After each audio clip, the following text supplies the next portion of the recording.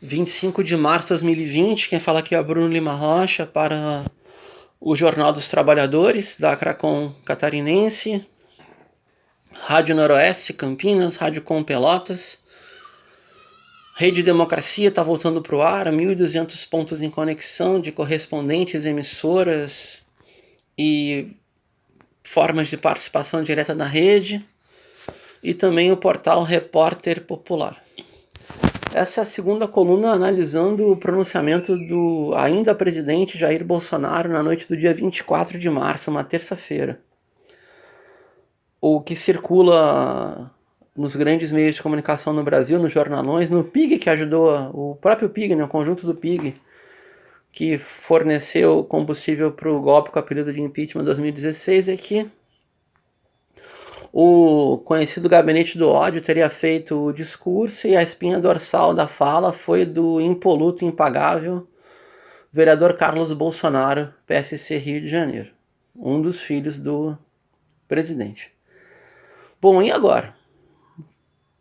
A gente tem que fazer aqui um grau de comparação e eu tenho certeza que essa comparação não vai agradar muita gente. Muita gente que escuta essa coluna e escuta a mídia alternativa.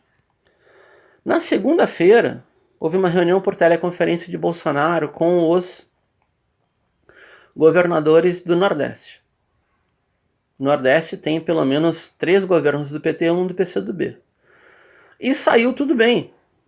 Quer dizer, tudo bem. Os governos estaduais estavam pedindo como um todo por volta de 315 bi, e o total da liberação de verbas deu 88 bi, a suspensão da dívida pública de estados e municípios. Ele ia tomar esse rodo igual, porque o Supremo já havia suspendido por 6 meses, pelo ministro Alexandre de Moraes, né, o pagamento de São Paulo, depois da Bahia, e o ministro Marco Aurélio Mello, também por medida própria, né, por ato autocrático, por monocrático dele, teria liberado ou reliberado a Bolsa Família para o Nordeste, tá? E aí, na terça-feira de tarde, teve a reunião com os governos estaduais do Sudeste e do Sul, também Centro-Oeste estava junto. E eu estava alertando para isso em outros momentos, né, gente? Eu queria estar errado, tá? Eu queria estar errado. Que a maior rivalidade hoje do governo Bolsonaro são com os governadores estaduais de direita. Por quê? Primeiro porque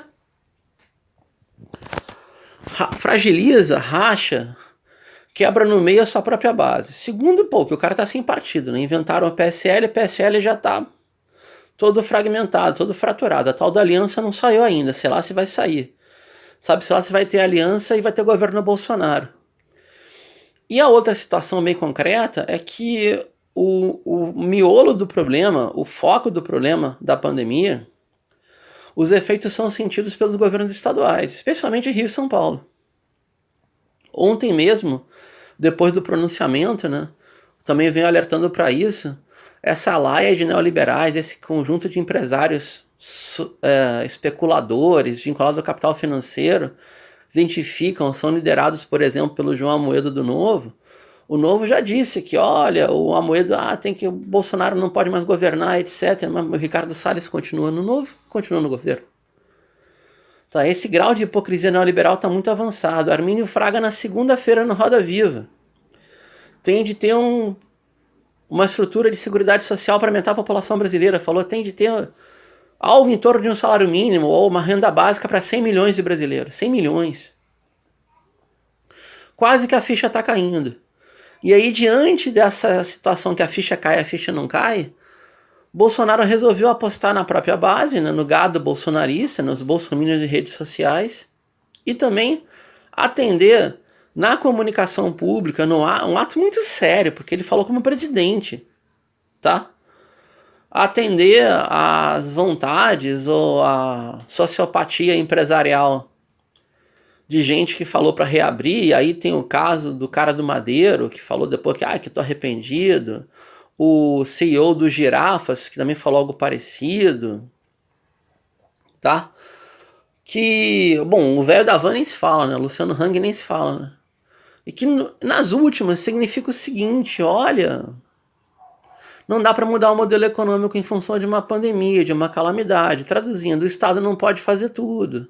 Ou seja, a função última do poder do Estado capitalista é garantir a acumulação privada.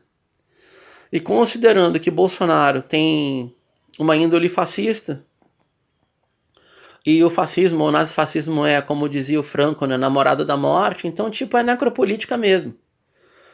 Só que para quem está no governo, por princípio ou por cinismo, não é tão simples assim. Ninguém vai querer arcar com o custo da pandemia. Mas as sociedades humanas no capitalismo, os estados capitalistas já tiveram posições de um keynesianismo de guerra para salvar tudo. Então, realmente Bolsonaro se colocou numa situação muito difícil, tá? Mas o tamanho da sandice é tanta que ainda pode sobreviver. Como dizia o seu Nicolau, o seu Maquiavel, né? Governo não cai, governo se derruba. Mas o maior opositor do Bolsonaro é a sua própria boca. Ele abriu a boca, ele perde base. Fala Bolsonaro, escreve Carluxo. É o jeito, né? E vamos trabalhar para que o Estado brasileiro rompa com o modelo econômico e garanta o mínimo de seguridade social para a grande maioria da população. Obrigado.